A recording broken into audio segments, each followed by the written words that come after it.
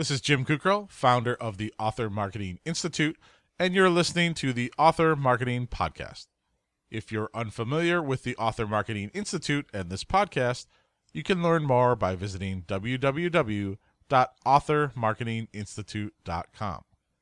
We'll get to today's topic shortly, but first, a quick message. Are you looking for more ways to learn about how to write more books and how to sell them successfully? Of course you are. Who isn't? You may be interested in checking out some of our latest courses in our Author Marketing Academy. Every month we produce a brand new video course that can teach you things like how to sell the first 100 copies of your book, or how to upload your book to Amazon and other platforms, how to run your first paid book ad campaign, including sites like BookBub, and other courses like how to increase holiday book sales, and our latest course called How to Build Your Author Platform Step by Step. These multi-part video courses are the perfect way to get unstuck and take your writing career to the next level. You can watch them on your computer, your phone, or your tablet. Each course comes with its own downloadable and printable PDF course guide as well. To see all of the courses available, head on over to www.authormarketingclub.com and click on the Academy page.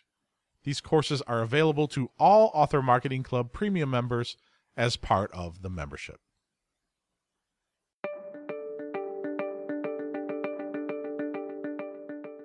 Six ways to connect with readers that don't feel like work. Writing can take a lot out of you.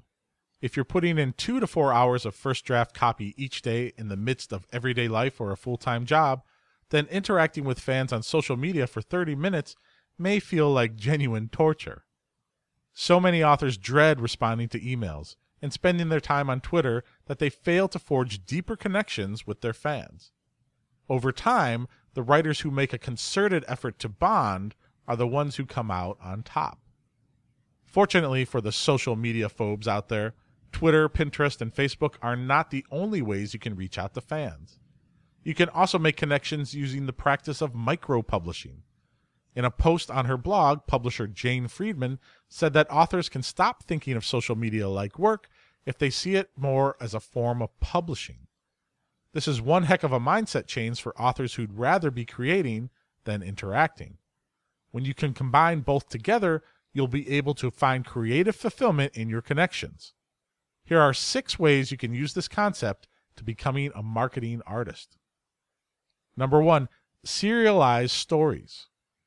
As attention spans grow shorter, new readers are on the lookout for content that takes less time to read.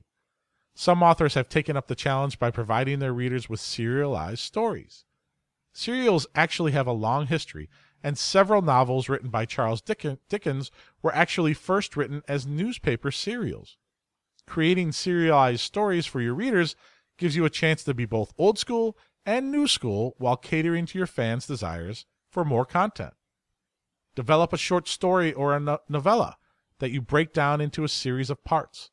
Use an email autoresponder sequence to deliver the story to your readers. You can also promote the tale as incentive for fans to sign up to your email list in the first place. If you haven't been able to think of what to email your readers, then a serialized story may help you fill that gap by doing what you do best. Number 2, daily pictures or videos. If you were active on social media before you became an author, then you may have been perturbed by the large number of friend requests and follows that bombarded your account. Writers in this situation may find themselves in an uneasy place in which they're connecting with friends, fans, and strangers all the time. One of the best ways to deal with this situation is to treat all of your followers like friends. Actor Vin Diesel is one of the best social media users in the world. He brilliantly grew his Facebook following over the last decade by giving fans what they wanted. Diesel posts on the platform several days a week, but every single status update is accompanied by a picture or a video. You don't need to read any studies to know that posts with either pictures or videos tend to get way more attention than the ones with nothing but text. Diesel took this to the extreme and now has thousands of posts accompanied by visual aids. Being a movie star didn't hurt Diesel's ascendance to 89 million followers, but using Facebook to share daily thoughts, questions, and pics certainly didn't hurt matters. Connect personally with your fans by sharing a daily picture or a video. You can make the post part of a similar theme. Perhaps you want to take a picture of the final word you write that day, or a video of your first thoughts after you finish your writing tasks. Whatever you decide to make the content about, ensure that it's consistent. There's nothing a fan hates more than being taken out of the routine of their fan adoration. Number 3, bonus audio content. One of the best parts of a Blu-ray is the audio commentary made by the director. Big fans of the movie watch the film with this track enabled to get all sorts of extra tidbits about what happened behind the scenes. You can do the exact same thing with your writing. Create a walking podcast in which you would walk and talk about the things the average writer wouldn't know about your process, your characters, and your settings. You'd be surprised how many casual readers could be converted to die-hard fans by getting a peek behind the curtain. Choose a set number of days per week that you want to produce a show, and then create a routine in which you'll make that happen without fail. Number 4, improvised scenes. What would happen if 2 of your fan favorite characters were alone in an elevator together? You may have never considered that question, but some of your biggest fans have, and they'd love to see it happen. Combining characters and putting them into non-canon situations is a viable way to get your fans excited. You can put these scenarios on your blog or do a reading of the character in an audio or video file. Give your fans some control over the characters they see by setting up a poll in your next scheduled email. Sometimes you won't know what your fans want until they tell you. Number 5, write-ins. When you build up a local community of fans, it can be very rewarding to meet up with them.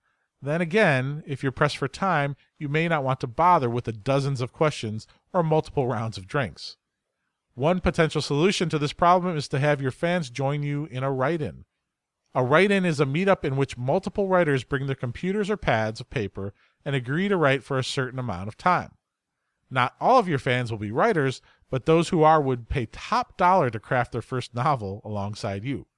Pick a quiet location and schedule a set time. If it all pans out, then you'll be able to interact with fans and write at the exact same time. Number 6, office hours. Technology makes it easier than ever to connect with people. Using Skype or Google Plus Hangouts, it's a cinch to finish all your fan interaction in a single hour or week. Tell your readers that you'll be available for 1 hour to answer questions and chat about the latest in pop culture. On weeks where you're pressed for time, make sure that fans understand this will be the only way they can interact with you.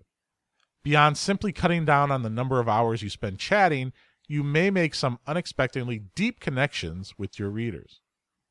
Now, what do you like to do? Marketing is creative because you can adapt it to fit anything you like to do. Decide what it is you'd like to do more of, and then change it around so it includes your fans. Turning your marketing into micro-publishing lets you connect with more fans in a shorter period of time. All the while, you get to enjoy what you do. Imagine that. You can sell more books and have fun doing it. What a concept.